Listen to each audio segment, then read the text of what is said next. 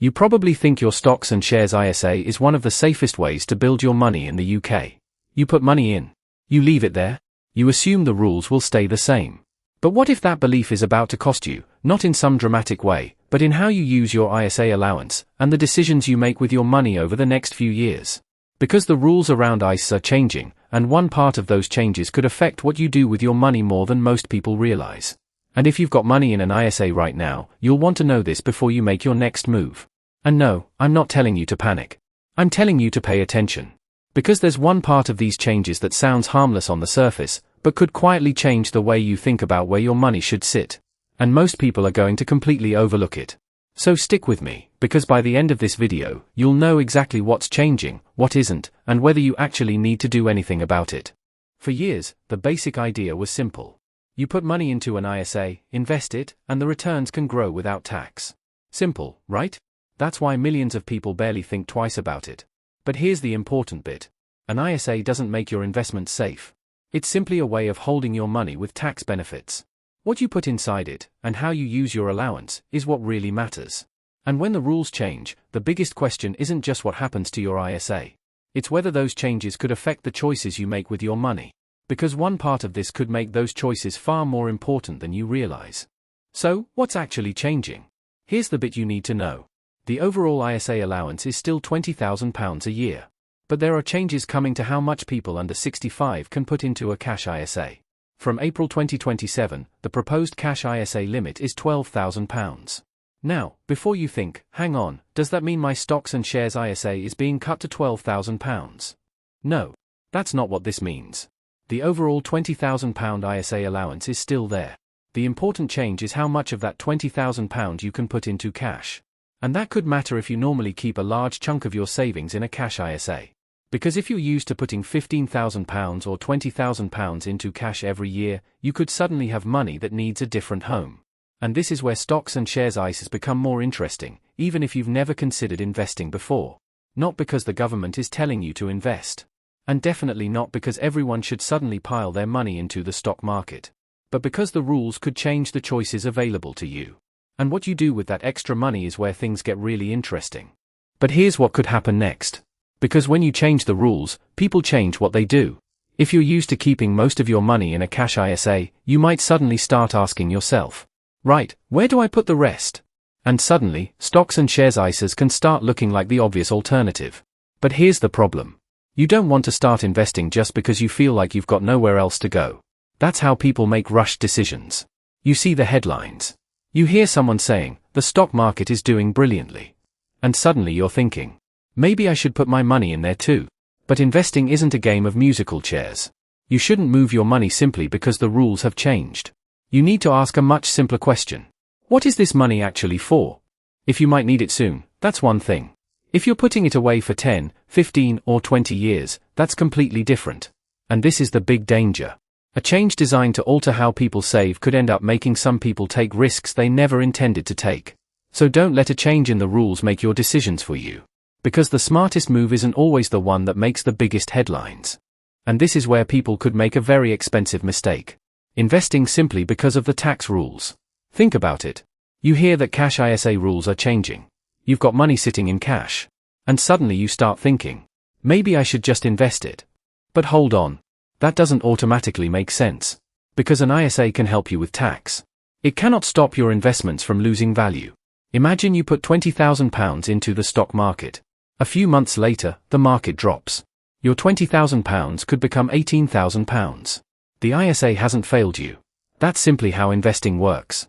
And this is something people often forget when they hear about tax changes. They focus so much on saving tax that they forget about taking investment risk. So remember this. Don't invest because the rules changed. Invest because the investment makes sense for you. Your time frame. Your goals. And how comfortable you are with seeing your money go up and down. Because saving a few pounds in tax is no use if you're taking risks you never wanted to take in the first place. So now comes the question a lot of people will be asking. What should I actually do with my £20,000? And honestly, there isn't one answer for everyone. If this is money you might need next year, or you're keeping it aside for something important, you probably don't want to be taking unnecessary risks with it. That's where keeping some money in cash can make sense. But if this is money you genuinely won't need for years, then investing could be worth considering. And that's where a stocks and shares ISA can become useful. And here's the part people often miss. You don't have to choose just one. You could keep some money easily available in cash, while putting the money you're comfortable leaving alone for the long term into investments. The key is not to ask, which ISA is better? Ask, what is this money for? Because £20,000 you might need for a house deposit in 2 years is a completely different decision from £20,000 you won't touch for the next 20. And once you understand that, choosing where your money belongs becomes a whole lot easier. But there's another side to all of this. And this is the part people could easily miss. Changes like these can actually be a good excuse to take a proper look at your money. Not panic. Not rush out and invest everything. Just stop for a moment and ask yourself, is my money actually in the right place? Maybe you've got too much sitting in cash. Maybe you've got investments you don't really understand. Or maybe you've simply never thought about what you want this money to do for you. And that's the opportunity. Instead of treating your ISA like something you set up years ago and then forget about, you can use this moment to get organized. Think about the money you might need soon. Think about the money you can leave alone for years. And think about whether your current setup still makes sense. Because you don't need to be a financial expert. You don't need to chase the latest trend. And you certainly don't need to make a big move just because you've seen a scary headline. Sometimes the smartest thing you can do with your money is simply understand what you already have. And that could be far more valuable than chasing the next big investment. So before you change anything, there's one question you need to answer.